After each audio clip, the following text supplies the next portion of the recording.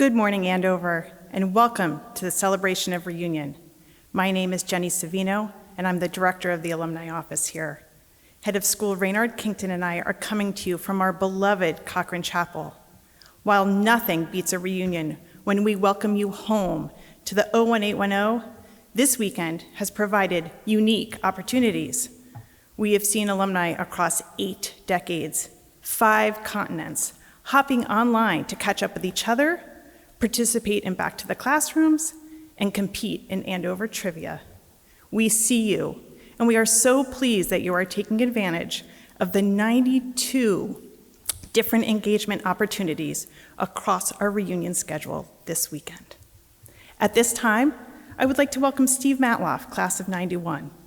Steve is our Alumni Council president and a long-standing volunteer across pretty much every volunteer role there is at Andover. We had the pleasure of having Steve with us on campus last weekend for commencement exercises. This morning, Steve is joining us from his home in Los Angeles, also known as Wester Quad. Steve, you are a tireless volunteer in the work that we do. Thank you. Good morning, Andover. It is great to be here. As Jenny said, I am Steve Matloff, class of 1991 and president of Alumni Council, which officially represents our alumni community.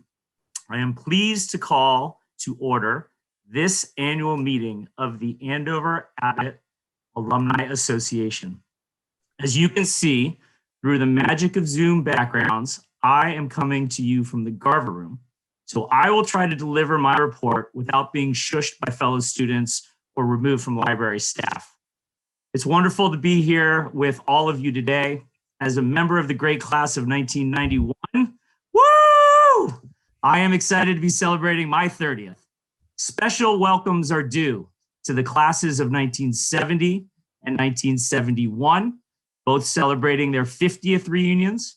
The classes of 1995 and 1996, celebrating their 25th reunions, and the classes of 2015 and 2016, celebrating their 5th reunions, with many more to come. And this is the moment when normally there is a huge eruption of screams in the chapel. I also want to recognize members of the old guard, those alumni who graduated 70 or more years ago. They are led by our most senior class of 1945, celebrating their 75th reunion. While nothing can compare to us being together in the chapel in person, in the place that many of us still think of as home, this virtual setting has allowed many alumni who may not have been able to make it to campus this weekend to be part of this important Andover experience. We all have found new ways to connect with our friends and loved ones, including with and even particularly with our Andover Abbott family. Over the past year, Andover hosted 140 virtual events ranging from class gatherings to non-CIBI projects to panel discussions to an Abbott Heavenly Goo baking tutorial and more. These events have provided opportunities for meaningful connections to fellow alumni at a time when connecting has been especially important, and to learn about Andover as it is today. This weekend is another opportunity for that, and I encourage you to participate in all that this weekend has to offer. Thank you to all reunion planning volunteers and fundraisers who have worked tirelessly to make this weekend a success. As Alumni Council president and as an alumni trustee, I have seen firsthand how the nearly 3,000 alumni volunteers from Andover and Abbott from 9 different decades have been key partners in the work of the Academy. Thank you all for all of the ways in which you give your time and talents to our great community. It certainly is better because of your contributions. The Alumni Council is a body of volunteers selected to serve 4-year terms.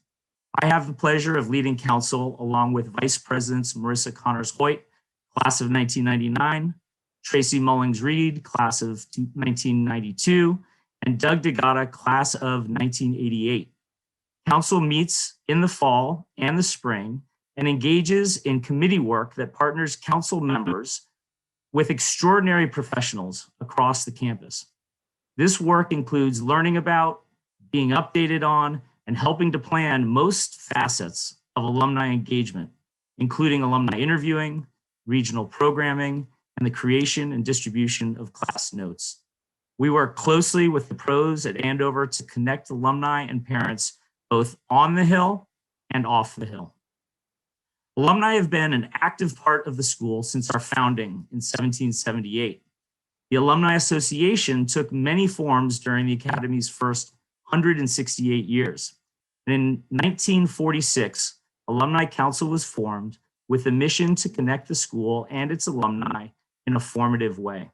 Since then, almost 1,400 alumni have served on Alumni Council and are alumni of Alumni Council. The Alumni Council of today is roughly 140 members with representation from 26 states and 5 countries. During this year that will close on June 30th, we have 48 classes represented spanning from 1951 to 2016. And I'm really excited to say that for next year, a member of the class of 2017 is part of our incoming Alumni Council junior class. So we will have 49 classes represented. Among the initiatives that have come out of Alumni Council are Non-Civi Day and the Athletics Hall of Honor, which held its induction ceremony on Thursday. We are thankful for our alumni body's time and the treasure it shares. This year, as we celebrate, I'd like to acknowledge the generous gifts from all reunion classes. From our 25th reunions, last year, the class of 1995 raised over $1.9 million through 24% participation. This year's class of 1996 is on pace for a similar result with a current total of almost 1.2 million and 25% participation. From our 50th reunions, last year, the class of 1970 had 33% participation for Abbott and 24% for Phillips, and a collective reunion gift of over $2.1 million. This year's 50th reunion class of 1971 currently has 27% participation for Abbott and 33% for Phillips. Their collective reunion gift impressively stands at over $8.6 million. And a special shout out to this year's 75th reunion with almost $1.3 million raised and 24% participation. Additional information about Alumni Council and class fundraising efforts can be found in the Reunion virtual platform.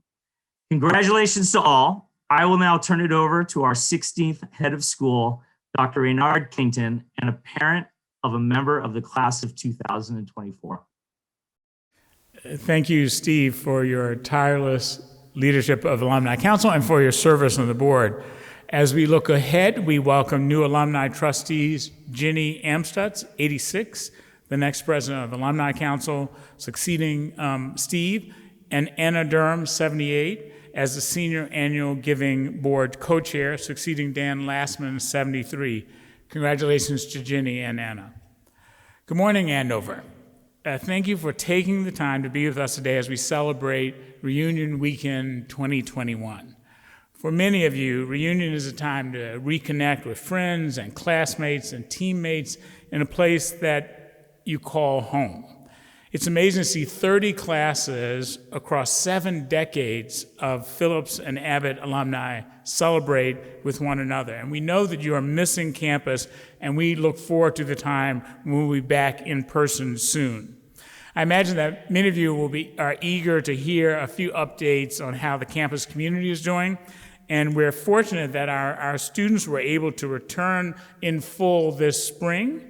And I'll start there, then I'll add a few thoughts on planning forward for Andover. As the past 65 weeks have unfolded, like every institution really around the world, the Andover community has had just endless conversations on how we could navigate the COVID pandemic. This has been a year of constant assessments and reassessments. We basically had to reinvent almost every aspect of the school. And it's been a challenging 13 months for our students and their families. And we have been fortunate to have the continued support of our alumni and parents, and appreciate all that you've done to help us through this difficult time. So how is life on campus going? Let me touch on a few different areas. First, from a health and wellness standpoint, Dr. Amy Patel, our fearless medical leader, and the Sykes Wellness team continue to manage our health protocols and testing with really extraordinary care and a close eye on a wide range of metrics that we follow regularly. Most recently, we were able to partner with Lawrence General Hospital and secure vaccinations for all students age 16 and older, and to ensure just the process of assuring that we have the necessary permissions and that all the paperwork was completed before students arrived to get the shots. There was an amazing amount of coordination that was required among parents and guardians and students and the Sykes Wellness Care team and our community partner, Lawrence General Hospital. And we again partnered with the with an outside organization to secure vaccinations for all students who were in the 12 to 15 years old age group on campus. Over 900 students have received at least their first vaccine before the end of this academic year. Now, looking at our student learning and living experiences, the return to campus this spring actually went incredibly well. Our public health guidelines allowed students to order takeout, which was a really big thing for a lot of students, to walk downtown, and to have an athletic season. We've also enjoyed really just beautiful weekends, as well as some spring showers. And it really has been just great to see so many students outdoors together, playing spike ball or studying or simply relaxing on the great lawn. I now know that lawning is a verb here at Andover. I started to hold weekly Tuesday and Thursday lunches with groups of 10 or 12 students at a time under a tent at Phelps House. And it really was great just getting to know more students up close. These past several weeks really have brought moments of great joy and great hopefulness and a lot of positive energy. The athletic program was in full swing during the spring, including a friendly competition with our peer schools, thanks to a really intricate mapping of our sports activities that was conducted by our athletic director, Lisa Yole, and her team. We were able to provide fitness opportunities for nearly every student. We also have had to be flexible about our competition schedules due to pretty detailed health and testing protocols that all of our schools agreed to follow. Limited spectators were allowed to come and observe the games and to cheer on our students. Students and their parents have really been great in understanding and our constraints, but in their willingness to adjust and are just grateful to have this opportunity to watch their kids compete. With regard to the Knowledge and Goodness campaign, our alumni have been especially committed to the success of the campaign, and thanks to you and more than 18,000 alumni and parents and friends, we continue to make strong headway. While this year, of course, has been challenging for fundraising everywhere, we've been noticing a particular success in the areas of financial aid, equity and inclusion, and the planned new music building.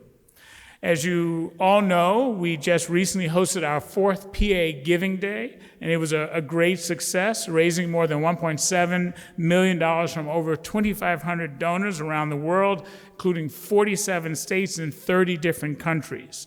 The volunteer efforts and the generosity of so many of you really made a huge difference, and we just want to thank you again for your continued support. So just a few thoughts as we look ahead for Andover. We've had an extraordinary year, and we've been able to experience both moments of great joy and light and moments of significant challenges. We are concerned, of course, about the pandemic's continuing impact on young people, particularly on their sense of wellness and their mental health. The Psych's wellness team of medical and counseling professionals have worked to emphasize positive and proactive self-care throughout this difficult time. And they've also been particularly focused on emphasizing the importance of staying engaged and connected to each other. They facilitated ongoing programs to provide knowledge and resources for our students, as well as to the entire PA community during this incredible year. And throughout the year, I was just so impressed by how Andover's faculty and staff, and most of all, our students, were able to adapt to constantly shifting circumstances, and even more importantly, they were able to support one another. I have admired our ability to recognize when we have succeeded, and to be honest, also to be very forthright in helping us identify when we haven't done as well as we should have done. I approach my role as head of school with great humility and with great pride with regard to our community's perseverance and our legacy of excellence, and all of us are coming together with a great sense of optimism for the future. And that future, we know, will be shaped in part by what we have gone through during this so-called pandemic year. We've had the responsibility to assess our performance and our outcomes. We're thinking a lot about lessons learned and strengths and weaknesses that we have identified during this stressful time. And we believe that we can look back and actually learn in a way that makes us an even stronger institution, even better prepared to meet our mission. One bright spot for our community was really an incredible commencement weekend that concluded this past Sunday. The class of 2021 was able to enjoy many of the traditional commencement events, including many that surely many of you remember, community convocation, prom, baccalaureate, and having their loved ones present to celebrate their achievement on Sunday morning. And as we think about all that we've been through in this past year, we think a lot about you, our alumni, who have been with us really every step of the way. You've supported us through volunteerism, engagement, and through financial support. This past year, Andover hosted 140 virtual events, including training, social gatherings, educational programs, and more. Alumni from around the world engaged with the school in a way that they have not been able to before, and while nothing can really compare to an in-person gathering, I do imagine that we will continue to have virtual events learning from the experiences of the past year, and we will continue to offer virtual events as a way for some alumni who are not able to come to campus. It was great, certainly, this past weekend, and there were a number of alumni around, and we hope that during this week we'll be able to replicate as much as we can the excitement and enthusiasm that we have when we arrive here on campus together. I know that these connections with the institution are meaningful and demonstrate that really Andover is for life. So thank you again for all that you've done and continue to do in support of Andover as we gather a sense of place and realize how much that sense connects all of us. The video that we will now see is fittingly called Home. And after its conclusion, we'll shift to the portion that I always look forward to of Q&A with Jenny being the asker of questions. So thank you again.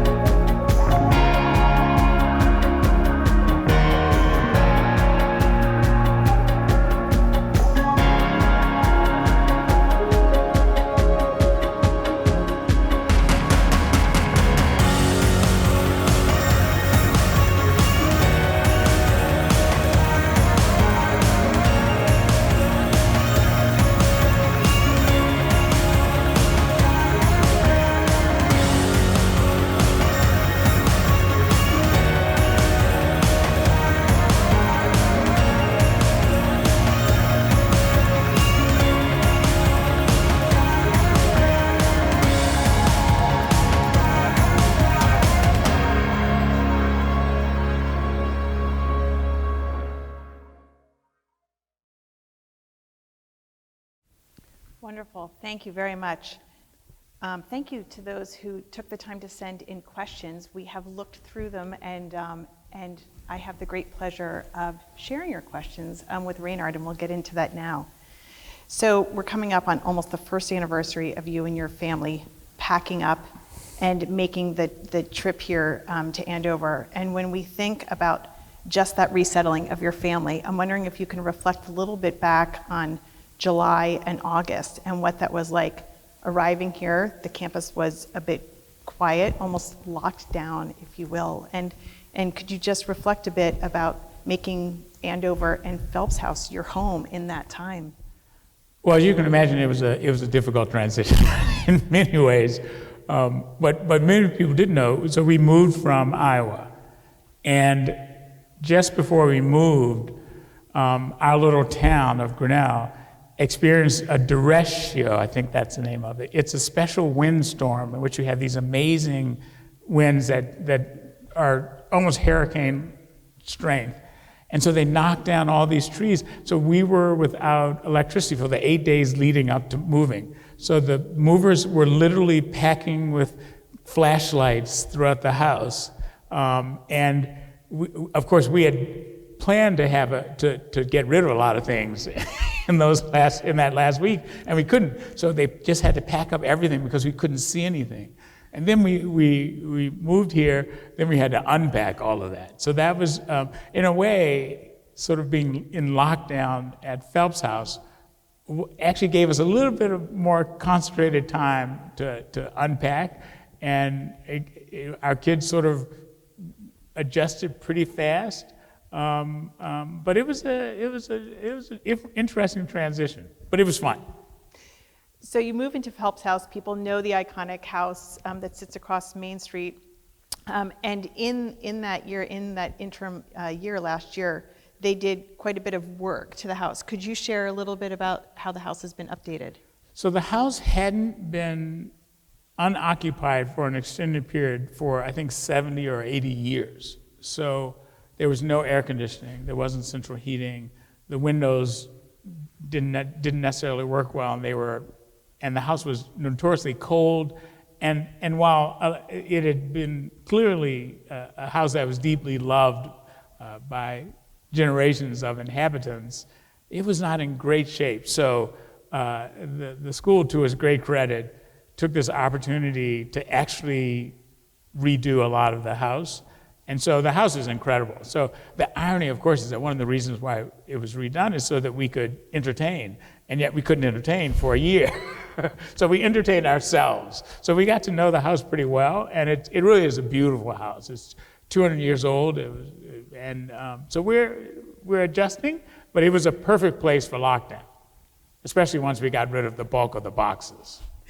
And so we all worked from home, right? Starting in the fall, teachers here and faculty were certainly very present for our students. But you worked from Phelps House, is that right? My office was on the upper left. Okay. And as the campus opened more and more, you started getting into some buildings and into some spaces. Could you share a little bit about you're getting to know this campus? What are some of the spaces that have spoken to you or that you've found particularly beautiful around here? Well, it's interesting because I probably have now been in maybe 30% of the buildings on campus. And because everything was locked down and I was operating from home. But we have a new dog. Well, he's not new anymore.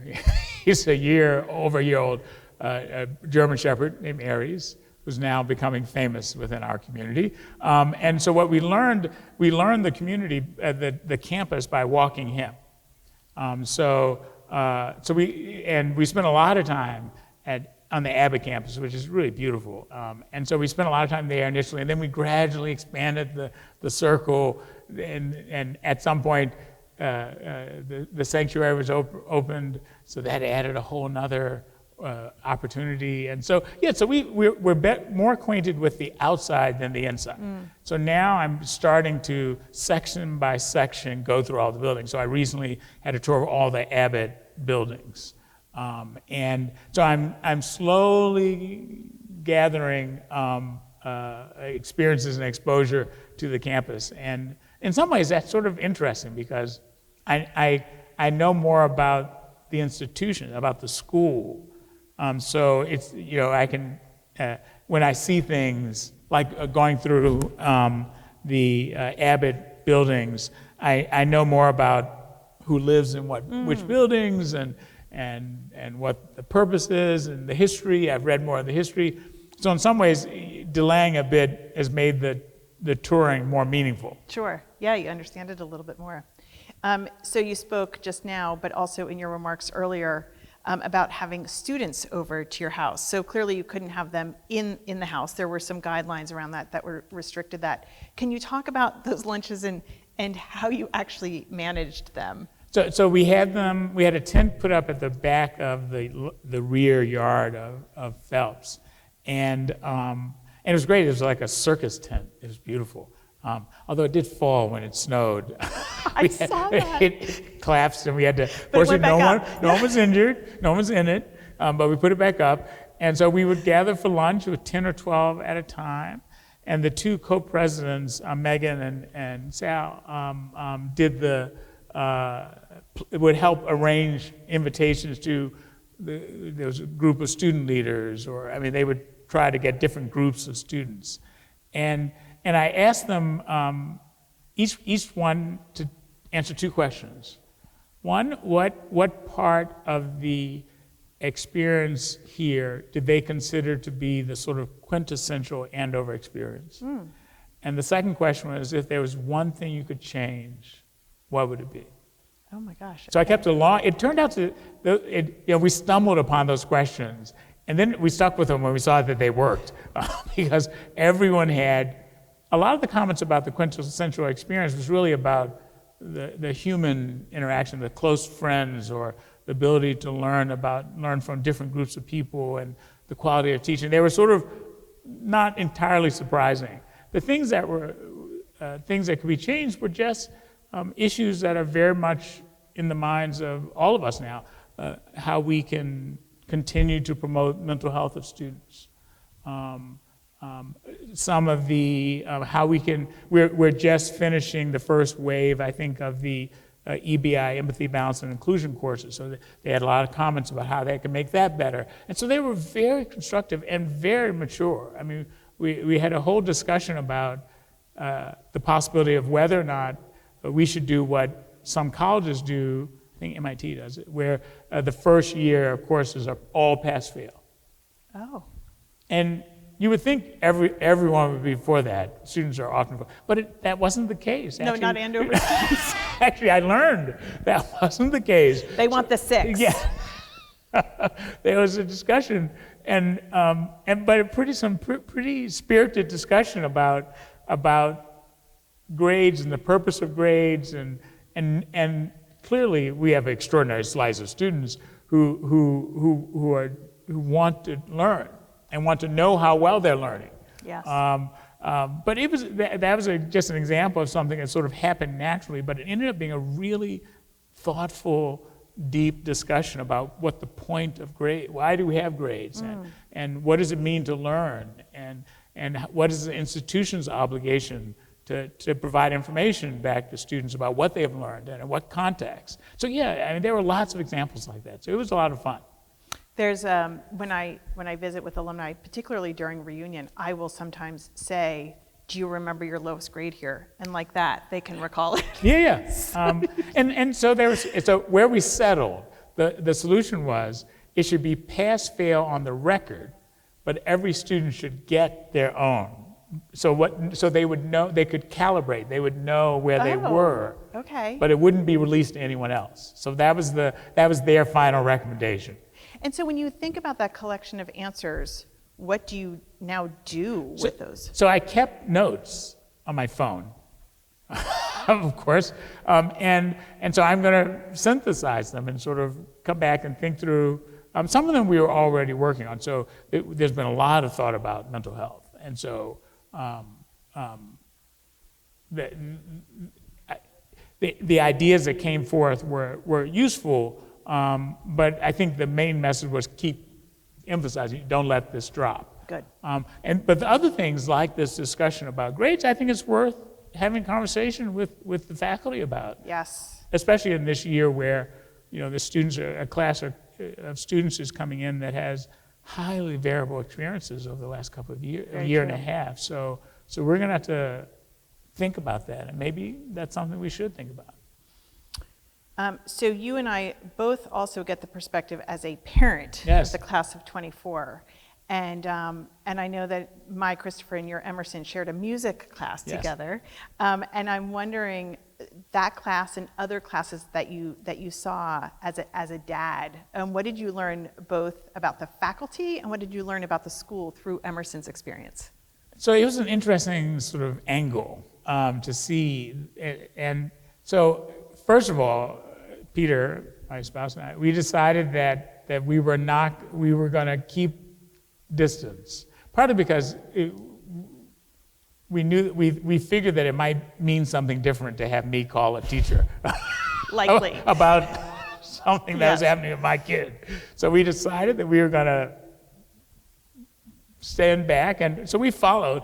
And what was great was, one, students really, the faculty really get to know their students, and the comments that come back to us aren't the typical comments we were accustomed to seeing. They're very specific, and often with very specific recommendations, like you need to do this to get, you did this well, and this is, so it was very much sort of growth mindset. Everything was about, here are the things you can do, here are the things you're doing well, here are the things that you can do better. And so that impressed us, just the amount of thought that went into these comments in particular over the course of the year. We also sort of got to see a lot of his friends. In fact, that we just had our last classmate leave yesterday. There were, at one point, between 3 and 10 of his classmates at our house who stayed afterwards, a few to get their shots, and some just wanted to prolong the year without classes. And so we got to see that and how these close friendships develop. Yes. And Emerson was not in a residence hall, but he was made an honorary, at least for one term, he was an honorary Rockwell. It's a rite of passage to be a Rockwell boy. Yes. And so we got to see a lot of that through him, but it was a good experience. I mean, he loves the school. I mean, he really has a close group of friends. Really, even when his teachers were hard on him, even when teachers were hard on him, he would say, "Look, I have to learn how to do this. I have to learn how to learn and to meet the expectations of a wide array of different types of teachers." And so we saw him grow in that way. It wasn't like, "Oh, this teacher's hard on me." It was like, "This is the way this teacher works." And we would say that, this is life. You will have different teachers with different types of expectations, and your job is to learn. And that's what your teacher's job is, to help you learn. And there may be different ways that teachers do that. So buck up. We weren't quite that. Yeah, it's okay. We know. I think across these decades of alumni who are tuning in today and reuniting across this weekend, I think that's certainly a very consistent thread of both a faculty who is a very pro-student and also tough on them, because I think they know the capacity and the potential of these kids. So I think that's true. So in that, there's word on the street that you might be one of those faculty members who's going to be in a class. Can you share anything about that? So I'm hoping, and we may do it this year, but it may be deferred. One of my areas of research was looking at social factors in health, and this past year has been extraordinary in that we've had basically the entire country, and to some extent the whole world, has had like a basic course in epidemiology. Yes. In understanding patterns of disease and all the different ways that social factors play out in determining whether people live or die. And so the awareness of this, of the way that social factors get under the skin, how it is that this person in this job in this part of the country with this amount of resources gets sick and this person doesn't, and so I think there'll be a lot of more interest in students in understanding these complicated outcomes and risk factors. So I'm hoping that I'll be able to work with a course where we look at large data sets, particularly from the CDC, the National Center for Health Statistics, which is part of the CDC, where I used to run a division, and take some of those data sets from the place where I used to work, and have students sort of start pulling them apart and look at difference and look at which groups seem to be healthy and which ones aren't, and then try to start to think about why and look at factors and begin to sort of tease apart these complicated causal pathways. And so, yeah, that's the area where I hope to be able to do something in. So, Raynard, your appointment looks particularly perfect, given what the last year has been like. And there's a little bit of a tongue-in-cheek with the board that they, maybe saw something on the horizon. Of course, they did not. But when I think about your leadership, but also your partnership with Dr. Patel, our medical director, could you talk a little bit about the hats you wore in making decisions about the campus, about taking guidelines into consideration, in working with Amy Patel and that incredible team at Sykes Wellness Center? How did you manage knowing and being educated the way that you are, but also wearing the hat of a head of school? Well, I think I'm probably one of a very small number of leaders of institutions that got to sort of manage COVID in two different institutions. Right. And so, but coming here, it was very clear almost immediately that Dr. Patel was on top of things. I mean, she's really sharp. She's a great physician and has a very good sort of population perspective. And so it became clear that I was going to help around the margins. But what she and the leadership decided last year was that the goal was to meet these two objectives. One is to protect the health and well-being of our community. And that includes not just the people on campus, but our surrounding community. And two, to meet our mission.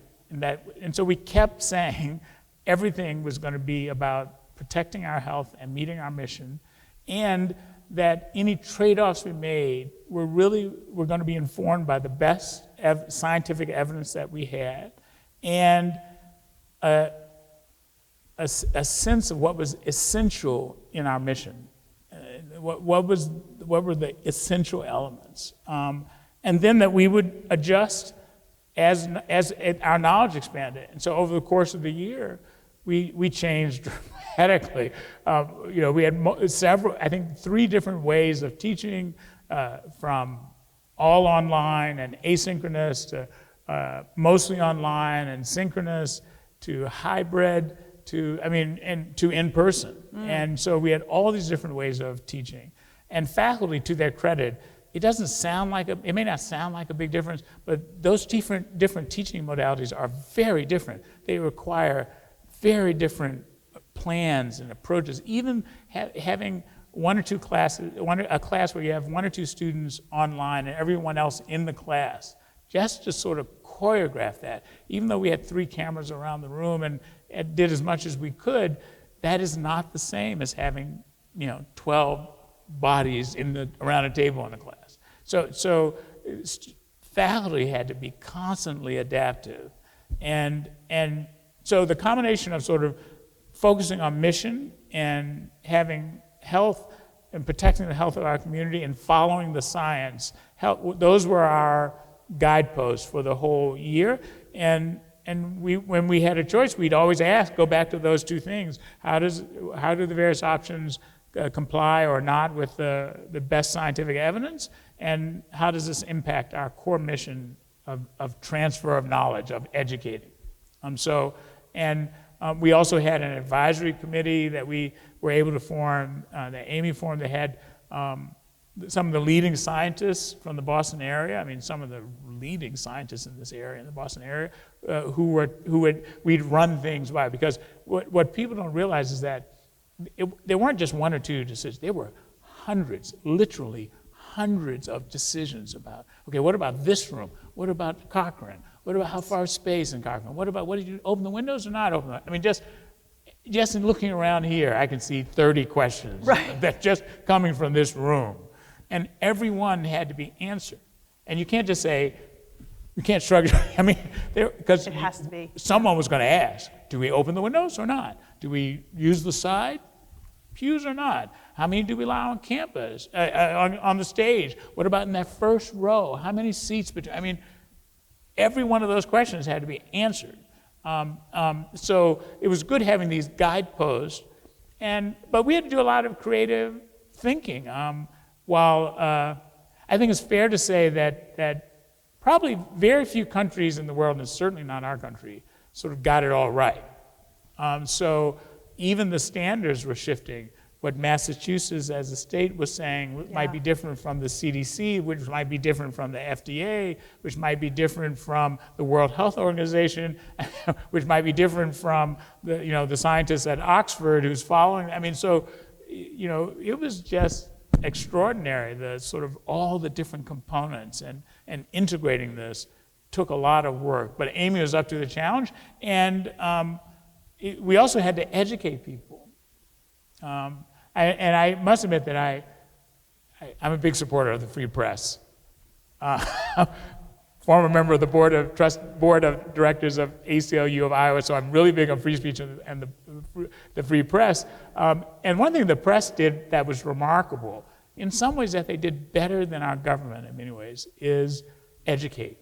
Some of the Pulitzer Prizes, one of the Pulitzer Prizes that just came out went for a writer at the Atlantic who wrote like 20 of these detailed articles about different aspects. And I followed, it was one of the publications I followed just because the quality of reporting was so good. And the author won a Pulitzer. But the New York Times, I mean, you could track what was happening in your state and with vaccinations and with hospitalization rates and mortality rates.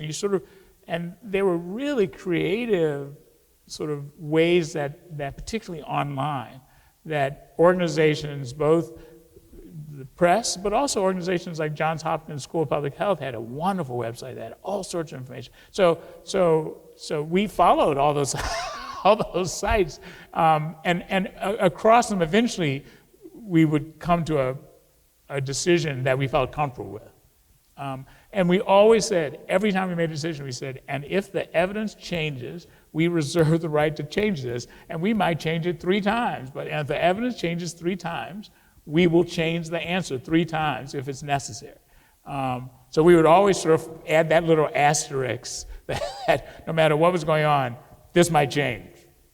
Deal with it. And actually this year, we saw it moving right from spring sports came back, then spring sports with fans came back, musical performances came back, then musical performances with an audience came back. Like it felt like it moved to having commencement. That commencement we had was the 5th one we planned, and it was greatly appreciated that there wasn't a moment of making the decision, calling it a day, and just sitting still. Yeah, we didn't stop thinking. No.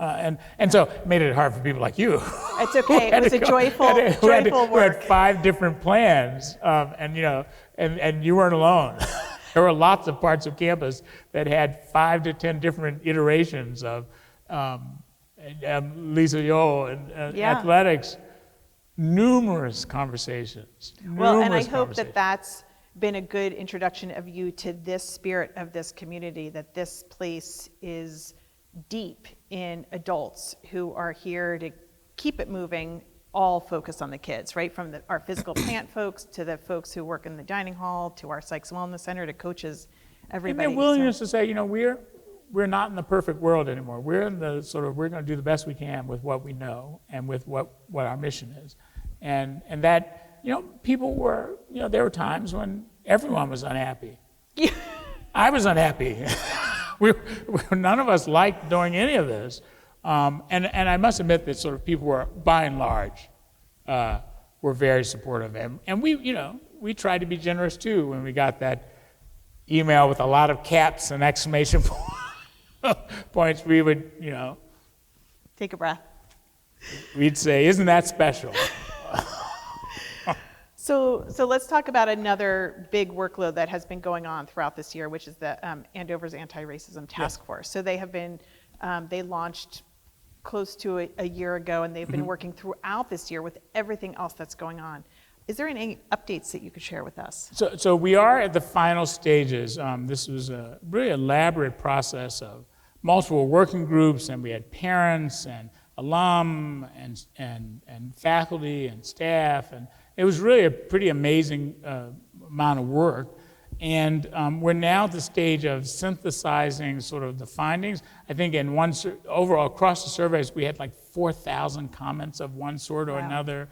And so, now we're at the hard part though, and I'm involved with lots of institutions that are at the same stage. Now we have to decide what to do. And this is hard. Because we have a long list of potential ideas, and we can't do all of them. We have to prioritize. We have to sort of think about which ones make sense now versus potentially later. There are legal constraints. I mean, this is a really complicated area of the law. So we have to think that, we have to get legal reviews on things we do. I mean, so it's just, everything has to be thought through and prioritized, and some have budgetary implications. How do we fund an activity? And also, perhaps most importantly, while there were a lot of us who were deeply connected to this process and the thought process, there were a lot of people who weren't, who were just trying to get through the year. Right. Sure. and just sort of were not engaged and yet have a stake in what happens out of this. So we're going to have this another hurdle where we have to sort of, as we think about next steps, we have to both reach out to people who were deeply involved and committed and informed, and many people who are not, especially who are sort of raw from the year. So we have to think in a different way, and it's going to be a challenge, and we won't get it all right. We'll try to learn. We'll try to make reasonable steps. We'll try to be accountable. We'll try to be transparent. But it too will require iterative decision making, and there are lots of people out there who aren't, where this hasn't been a focus, where we have to figure out a way to bring them in, and I think we can do it, but it will take effort. That too will take effort.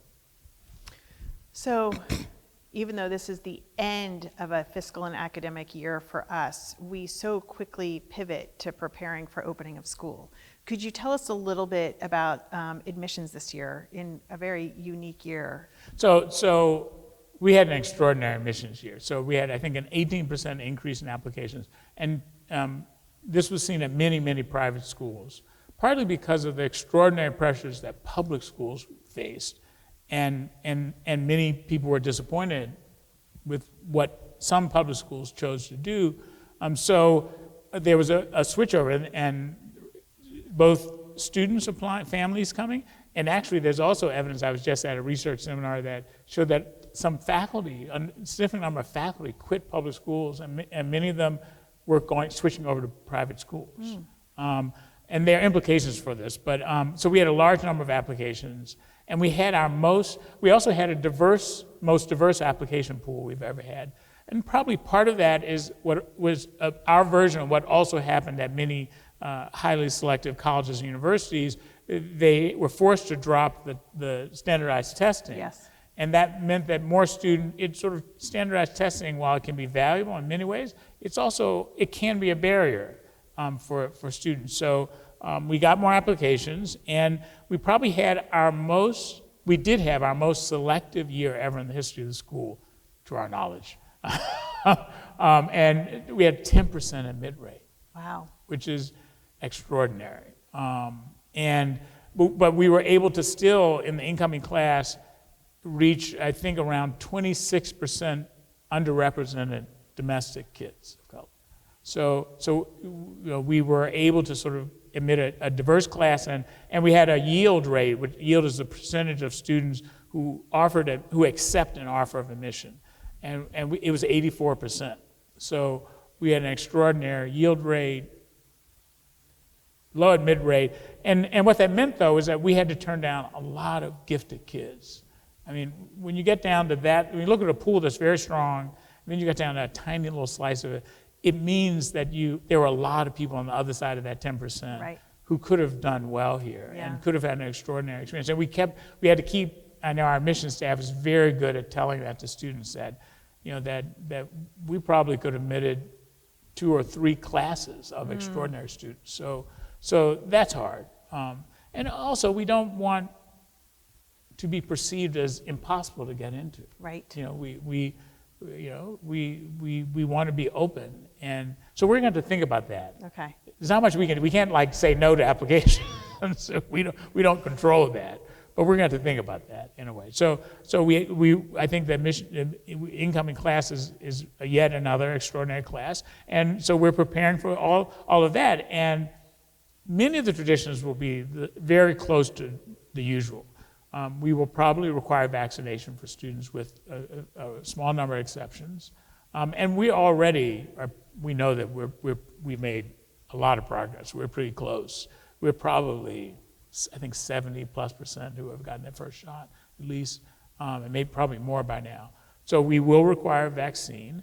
And there will be students, particularly some students, international students, who are in countries where the vaccine isn't there, it's not available. Sure. And it may not be available even as late as September. So we'll have to have a second path for kids who come in who haven't been vaccinated. We're still working that out. There'll be some form of a quarantine, and then we'll give the vaccine. Vaccine access isn't as much of a problem now. Right. So we'll probably, but that's a whole protocol. Planning. You have to plan all of this. Yeah. Because there will be some differences among the students. And but we will be back in class. We are not offering online courses. We are an in-person school. So while we learned a lot and we'll use online resources probably in more classes than we would have otherwise, now that more and more students and faculty have gotten comfortable with at least some form of online learning, we aren't going to have that as an option. So there won't be an option of students staying and going from home and being online for the year. So we're not offering that. There are schools who will, but we will not. So we have to plan out all of that.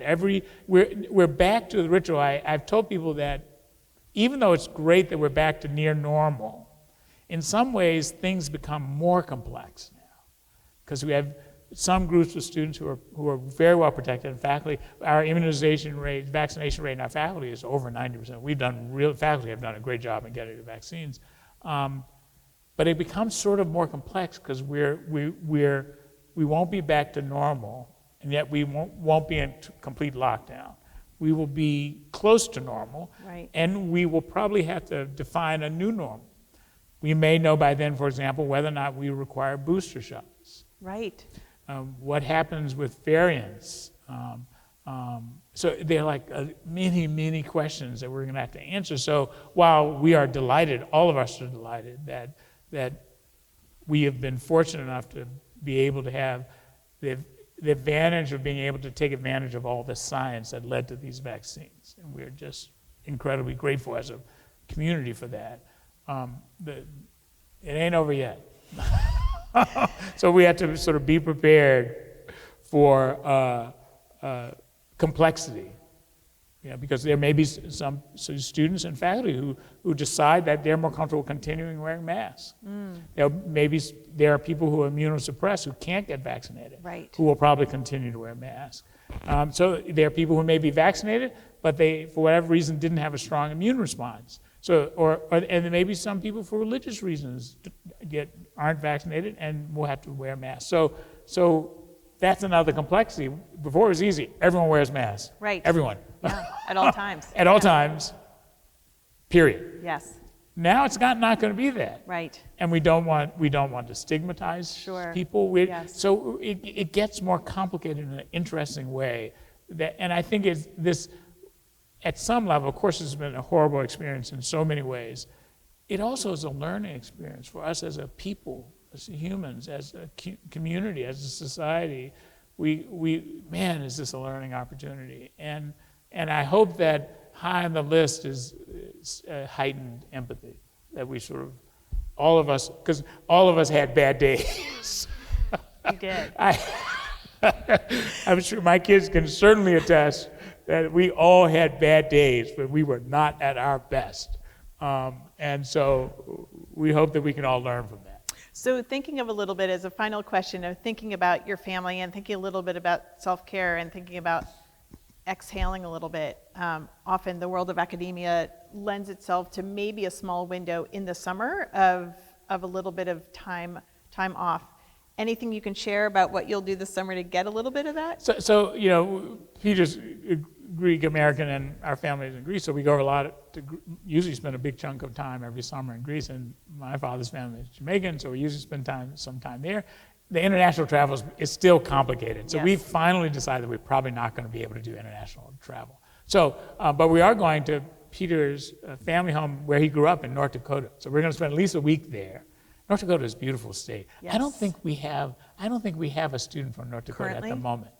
We're going to work We have on that. alumni. We We have great alumni from but there. I don't think we have a student from North Dakota. So we may be on a mission when we're there. And so we're going to go to the Badlands, and so which is Love beautiful. Badlands. Breath Yes, is really beautiful. It's one of the most under-visited national parks. Because it's a little bit out of the way. It's of out of the way, but normal it's street. huge, and it's as beautiful as the Gorgeous. Grand Canyon. I think. I It's agree.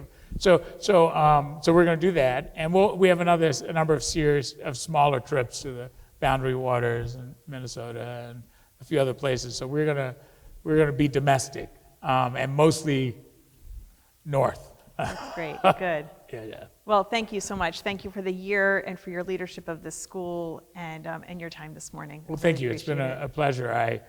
I hope to some extent I'll get a do-over in the fall. I don't think you have to do anything over, but we'll be happy to introduce you to all of these wonderful alumni in person. In person. All right, In person deal. rocks. Thank you. All right, Steve Thank you. Matloff. Thank you. Thank you, Dr. Kington, and thank you, Jenny. We greatly appreciate both of you and so many others.